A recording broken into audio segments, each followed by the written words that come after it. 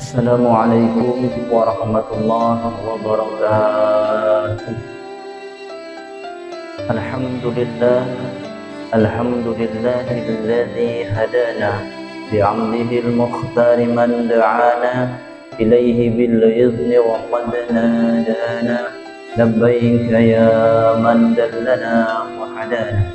Asyhadu an la ilaha illallah wa asyhadu anna Muhammadan 'abduhu wa rasuluh la nabiyya ba'dah. Allahumma salli wa sallim wa karrim wa majid ala sayyidina Muhammadin nurikas sari wa madarikal jari wajma'ni bihi fi kulli awwari wa ala alihi wa sahbihi an-nur. Hadirin yang muliakan oleh Allah Subhanahu wa taala, pagi ini kita akan mempelajari suatu pelajaran. Namun sebelum kita mempelajari pelajaran tersebut, mari kita berdoa kepada Allah Subhanahu wa taala agar ilmu yang kita dapatkan pagi hari ini menjadi ilmu yang barokah dan ilmu yang bermanfaat dalam kehidupan sehari-hari. A'udzubillahi minasyaitonir rajim. Bismillahirrahmanirrahim. Allahumma inna nas'aluka al-'ilma ladunni wal mashraba safil hani ya wahab ya ghani ya wahab ya ghani ya wahab ya ghani. Allahumma aghnina bil 'ilmi wa zayyinna bil hilmi wa akrimna bit taqwa wa jammilna bil 'afiyah. Allahumma inna nas'aluka ilman nafi'an wa rizqan thayyiban wa 'amalan mutaqabbalan bi rahmatika ya arhamar rahimin.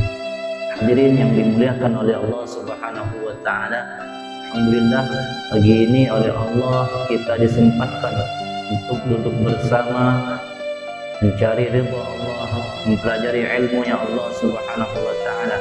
Tidaklah seseorang itu disempatkan untuk mencari ilmunya Allah kecuali Allah menginginkan kebaikan dari dirinya. May yuridillah bihi khairan yufaqihu fiddin. Seseorang yang diinginkan kebaikannya oleh Allah, maka ia akan diberikan pemahaman tentang ilmu agama. Ilmunya Allah merupakan ilmu yang sangat luas, yang apabila kita cari tidak akan bisa kita cari secara sempurna dalam kehidupan sehari-hari ini. Namun kita butuh proses. Mencari ilmu butuh waktu, mencari ilmu butuh masa yang panjang. Bagaimana di dalam kitab Ta'lim Muta'allim bahwa minimal santri, minimal seorang itu belajar ilmu itu kurang lebih 20 tahun. Maka dalam masa-masa itu kita mesti niatkan dalam hati kita bahwa setiap hari kita harus belajar. Hari ini belajar, besok kita belajar lagi. Setiap hari jika kita disempatkan untuk belajar ilmu, kita hadiri majelis taklim, kita lihat kajian-kajian Islami lewat YouTube boleh, lewat sosial media Facebook boleh, Instagram boleh, TikTok pun boleh. Tidak hanya sekedar hadir di majelis taklim, kita juga bisa mencari ilmu Allah lewat sosial media. Bahwa mencari ilmu di majelis taklim itu lebih bagus, lebih baik lagi. Namun jika kita tidak disempatkan untuk hadir, minimal kita dengar dari YouTube, dari Facebook, dari Instagram dan sosial media yang lainnya. Hadirin yang dimuliakan oleh Allah Subhanahu wa taala, selawat dan salam mari kita bingkiskan untuk junjungan alam Nabi Muhammad sallallahu alaihi wa alihi wasallam yang kita nantikan syafaatnya di hari kiamat. Semoga kita, keluarga kita semua mendapatkan syafaatnya Nabi. Amin ya rabbal alamin.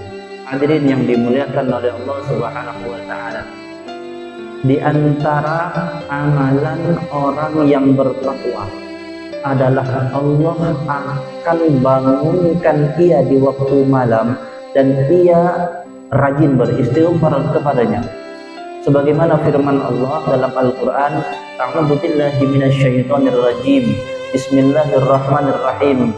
kanu qalilan minal laili ma yahja'un wa bil ashari hum yastaghfirun.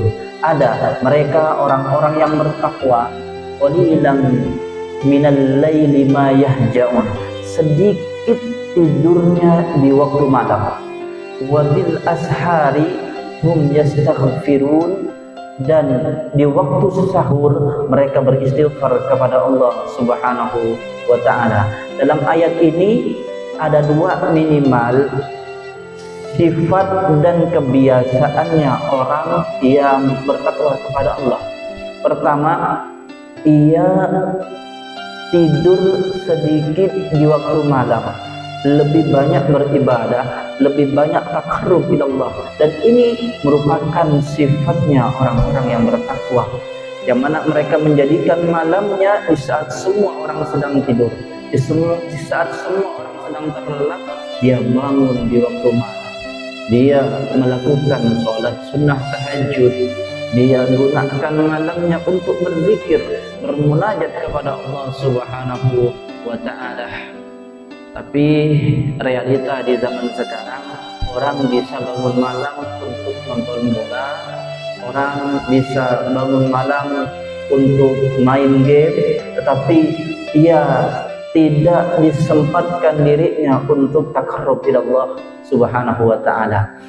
Namun ada sebuah qaul yang disampaikan oleh ulama, jika kita tidak sempat untuk tahajud di malam itu, minimal kita saat terbangun di waktu malam membacakan sebuah zikir tasbih, subhanallah walhamdulillah wa la ilaha illallah wallahu akbar walillahil hamd.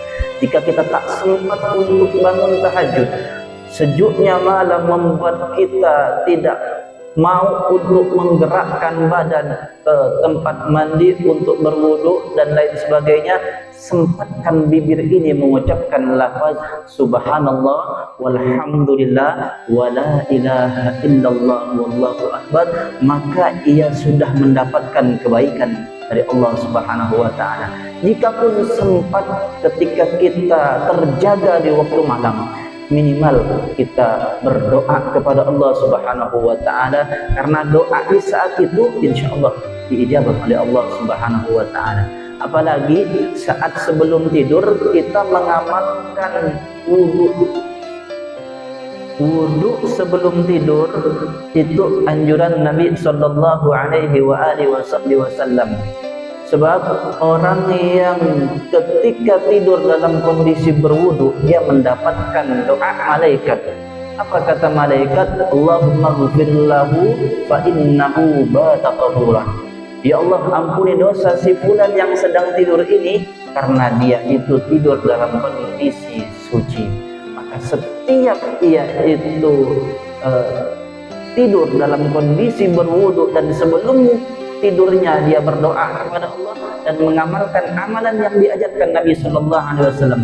Apa amalan dari Nabi sebelum tidur? Nabi itu punya kebiasaan sebelum tidur itu membaca 3 qul huwallahu ahad ila akhirih, qul a'udzu birabbil falaq ila akhirih, qul a'udzu birabbin nas ila akhirih. Kemudian beliau lanjutkan dengan membaca Fatihah, lanjutkan dengan membaca ayat kursi. Setelah itu beliau tiup di tangan, telapak tangan, kemudian diusapkan ke bagian tubuh yang bisa diusap.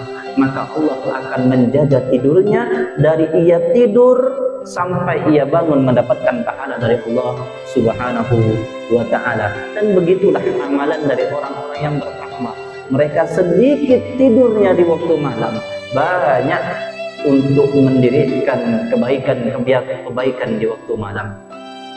Hadirin yang dimuliakan oleh Allah Subhanahu wa ta'ala, Imam Asy-Syafi'i pernah berkata, doanya orang yang selesai melaksanakan tahajud itu seperti anak panah yang menancap kepada lokasinya, kepada tempat yang ia tuju, sasarannya.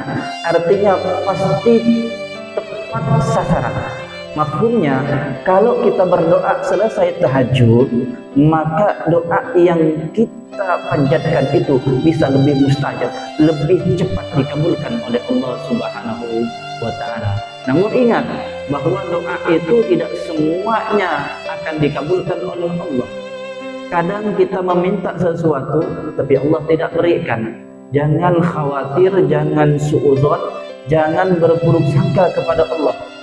Jangan sampai hati kita mengucapkan, jangan-jangan Allah tidak mendengar, jangan-jangan Allah tidak mengabulkan doa yang saya panjatkan. Ingatlah hadirin, Allahus Sami', Allah itu maha mendengar, Allah itu maha mengetahui.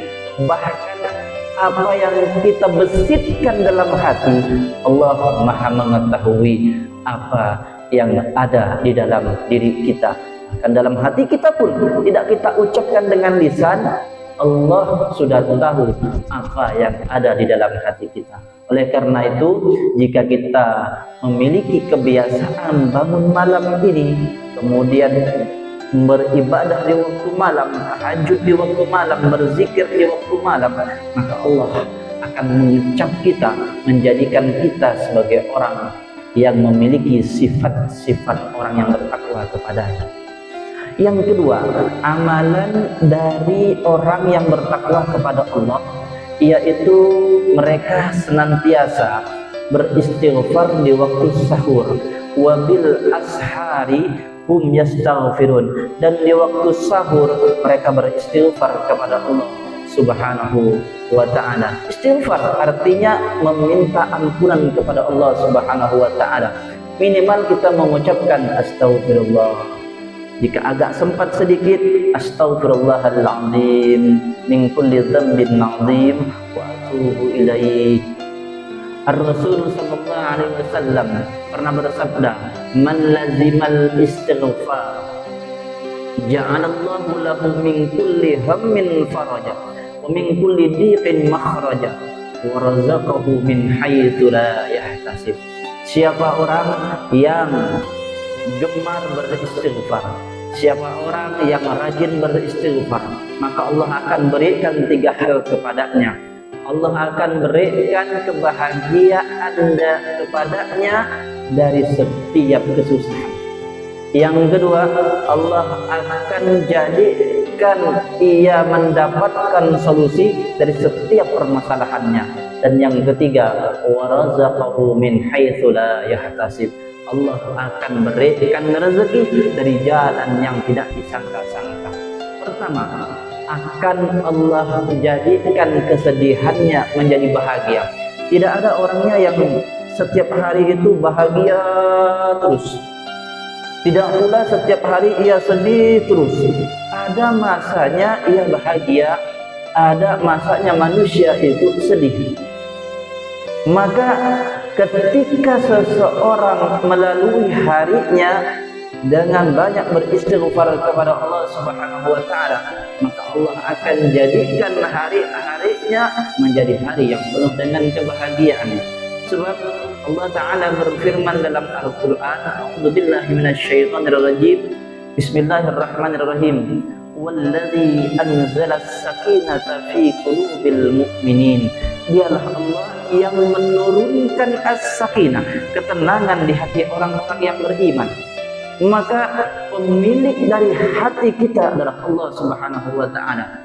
Sehingga Allah lah yang mampu membolak-balikkan hati. Hati yang sedih Allah balikkan menjadi bahagia.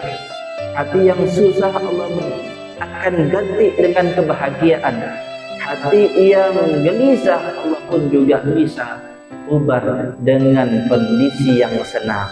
Maka dengan istighfar ini, seseorang yang sedih, seseorang yang memiliki perasaan gundah gulana, Allah akan jadikan dia bahagia dalam sehari-harinya.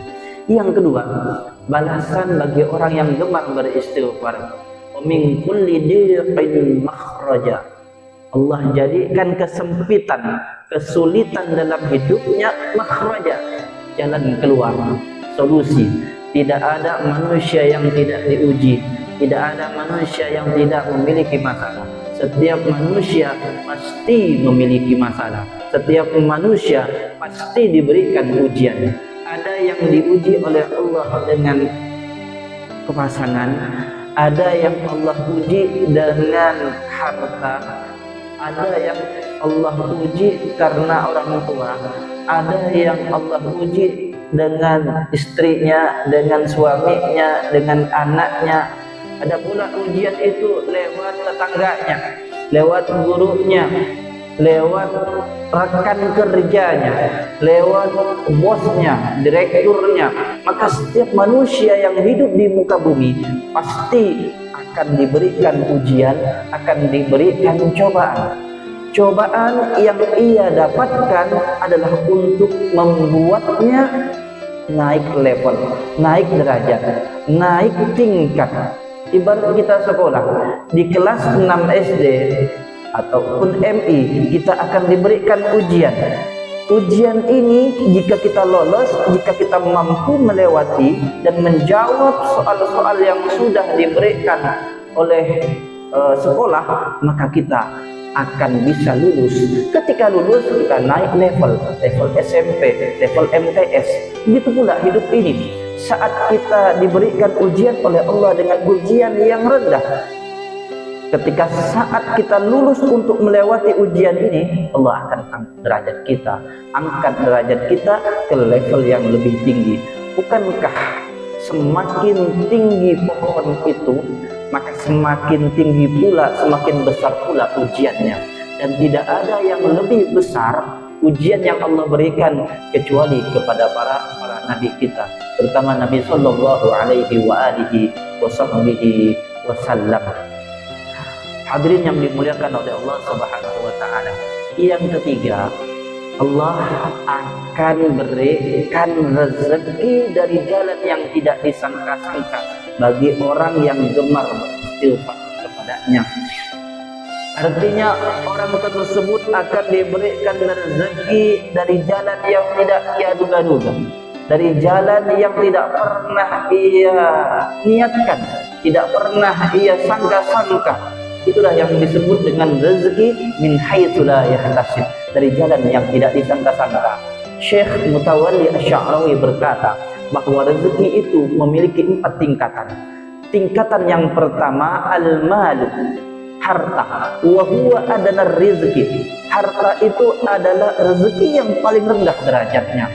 Uang kita, baik yang ada di dompet, yang ada di brankas, di lemari, ada di bank, aset kita yang ada di rekening, aset anak kita yang ada di mana-mana, al-mal itu adalah harta yang derajatnya paling rendah.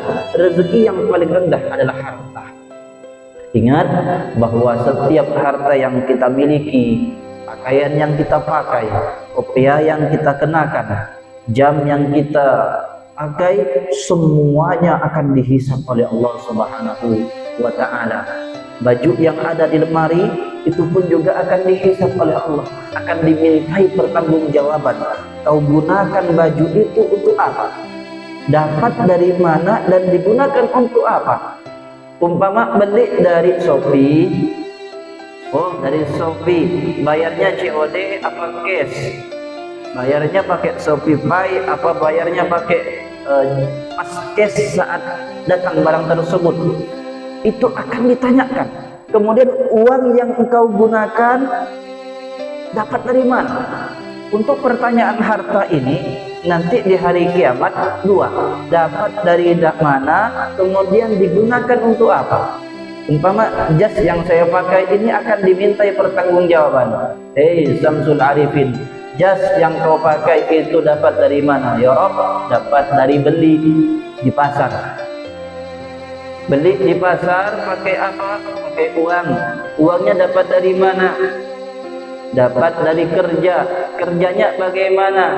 Benar apa salah? Bagus apa tidak?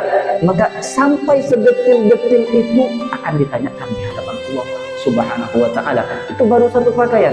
Bagaimana kalau pakaiannya ada satu lemari? Bagaimana kalau pakaiannya ada satu rak? Bagaimana pakaian tersebut kalau ada sampai ratusan? Maka itu pun semua akan ditanyakan oleh Allah. Itu baru pakaian. Rumah yang kita tempati pun juga akan dimintai pertanggungjawaban. Bahkan handphone yang kita gunakan juga akan dimintai pertanggungjawaban. Kuotanya dapat dari mana dan digunakan untuk apa internetnya? Untuk melihat hal-hal yang baik atau untuk ia gunakan kepada hal-hal yang buruk? Na'udzubillah, na'udzubillah. Semuanya akan dimintai pertanggungjawaban dan semuanya akan dihisab oleh Allah Subhanahu wa ta'ala. Itu rezeki yang pertama, al-mal wa huwa adna rizki, rizki yang paling rendah. Yang kedua, derajat rizki, as-sihhatu, kesehatan, wa hiya 'ala rizki. Sehat itu merupakan rezeki yang paling tinggi. Artinya seseorang ketika mendapatkan kesehatan, ia sama mendapatkan rezeki yang tinggi. Coba kita bayangkan, kita adalah orang kaya, mampu naik mobil, mampu membeli mobil, naik mobil. Katakan mobil itu adalah mobil Pajero, mobil Alphard. Naik mobil tersebut sambil kita mengendarai, sambil menikmati jalan, sambil menikmati fitur-fitur yang ada di mobil itu. Tapi saat beberapa bulan kemudian kita diberikan ujian kesehatan, Allah cabut nikmat duduk kita di mobil itu, berupa Allah utus satu bisul yang besar di pantai. Kira-kira bagaimana hadirin? Enak apa tidak duduk di mobil Pajero, mobil Alphard, tapi pantat kena bisul? Maka itu adalah sebuah pencabutan nikmat sehat saat kita berada di dalam mobil. Oleh karena itu ada sebuah perkataan, syukuri ketika engkau sakit, maka Allah akan berikan nikmat yang besar saat engkau sehat. Saat kita bahagia, kita harus bersyukur. Saat kita senang, kita harus bersyukur. Maka saat kita susah, Allah akan mengingat kita. Ingatlah Allah saat kita susah, ingatlah Allah saat kita senang, maka Allah akan mengingatmu saat kamu itu susah. Ingatlah Allah saat engkau senang, maka Allah akan mengingatmu saat dirimu dalam kondisi susah. Hadirin yang dimuliakan oleh Allah Subhanahu wa ta'ala, itu rezeki yang kedua adalah rezeki yang paling tinggi berupa sehat.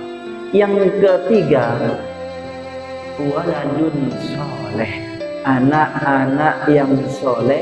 Anak soleh merupakan afdalur rizki, rezeki yang paling utama. Betapa bahagianya saat kita memiliki anak yang soleh. Anak merupakan amanah. Menyia-nyiakan amanah merupakan khianat, dan khianat merupakan dosa besar di hadapan Allah Subhanahu wa ta'ala. Saat kita memiliki anak, berarti kita sedang memiliki investasi akhirat. Saat kita didik anak itu dengan ilmu agama, dengan ilmu agama Islam, maka Allah akan jadikan ia sebagai orang yang berilmu. Dan kemudian anak yang berilmu ini akan ditempa dengan kehidupan. Saat ia itu penuh dengan ilmu, maka ia tidak akan pernah melupakan kebaikan orang tua. Ketika ia sudah besar dan kita pun sudah tua, dia akan merawat kita sebagai baktinya seorang anak yang diberikan ilmunya Allah Subhanahu wa ta'ala. Maka kita didik anak kita dengan ilmu agama, ajarkan mereka ilmu agama, ajarkan mereka baca Al-Quran, ajarkan mereka sholat, ajarkan mereka itu tata krama, ajarkan mereka ilmu akhlak, ilmu yang Allah Subhanahu wa ta'ala ajarkan kepada nabinya, yang nabinya ajarkan kepada ulama, yang kemudian ulama itu ajarkan kepada guru kita, yang guru kita ajarkan kepada kita. Ingat, anak ini adalah investasi akhirat kita. Jika anak ini merupakan anak yang soleh, maka anak ini akan mendoakan kita setelah kita meninggal dunia. Anak ini akan bersedekah untuk kita yang sudah meninggal dunia. Anak ini terus melakukan kebaikan-kebaikan sekalipun kita sudah tiada dari hidup ini. Jika kita tak sempat untuk mengajarkan anak ini ilmu agama, titipkan ia ke madrasah, titipkan ia ke surau, titipkan ia di TPA, titipkan ia di pesantren-pesantren, sebab pesantren ini adalah benteng terakhir mereka dalam hidup ini. Sebab jika mereka tidak diberikan ilmu agama, mereka tidak diajarkan ilmu agama, titipkan mereka ke ustadz, maka khawatir hidupnya akan jauh dari ilmu agama, akan jauh dari hidup yang diinginkan oleh kita sebagai orang tua. Apa yang diharapkan oleh kita? Harapan kita kepada anak-anak kita adalah mereka tetap beribadah kepada Allah selagi dan sesudah kita meninggal dunia. Dan itu adalah investasi akhirat dan merupakan rezeki yang paling afdal, kata Syekh Mutawalli Asy'ari. Yang keempat, rezeki yang urutannya paling tinggi. Apa itu? Ridho Allah, ridhonya Allah Subhanahu wa taala. Wa huwa tamamur rizqi, rezeki yang paling sempurna adalah ridhonya Allah Subhanahu wa taala. Bagaimanapun kita, siapapun kita, apapun latar belakang kita, jika Allah ridho kepada kita, maka semuanya akan baik-baik saja. Bukankah saat kita berada dalam kondisi berdoa, kita bersering berdoa kepada Allah, nas'aluka ridhaka wal jannah, ya Allah, aku meminta ridhamu dan surga. Bukan surga dulu yang diminta, tapi ridhonya Allah pertama kali kita minta, kemudian surga. Apalah nikmatnya masuk surga tanpa ada ridhonya Allah. Alangkah indahnya hidup ini jika yang kita cari adalah ridhonya Allah. Mencari ilmu, selain kita niat mencari ilmu, menghilangkan kebodohan, kita niatkan yang pertama kali adalah ridhonya Allah. Kita bekerja dalam hidup ini, mencari nafkah, tujuan utama adalah mencari ridho Allah. Maka apapun dari kehidupan ini, jika kita sandarkan niat untuk mencari ridho Allah, maka semua akan baik-baik saja, akan terasa nikmat, akan terasa indah. Semua akan indah pada waktunya. Jika memang tidak indah, belum indah, berarti belum waktunya. Hadirin yang dimuliakan oleh Allah Subhanahu wa taala. Al-Habib Umar bin Hafiz pernah berkata, al-istighfaru yunadziful quluba min athariz dzunubi. Istighfar itu bisa membersihkan hati dari bekas-bekasnya dosa. Setiap kita pasti punya dosa, setiap kita pasti punya salah. Kullu bani Adam, kata Nabi, khata'un wa khairul khata'in at-tawwabun. Setiap anak Adam itu pasti memiliki kesalahan. Wa khairul khata'in at-tawwabun. Paling baiknya orang yang bersalah, dia bertobat kepada Allah Subhanahu wa ta'ala. Bahkan Rasulullah yang maksum, yang dijaga dari kesalahan dan dosa, beliau beristighfar kepada Allah tidak kurang dari 70.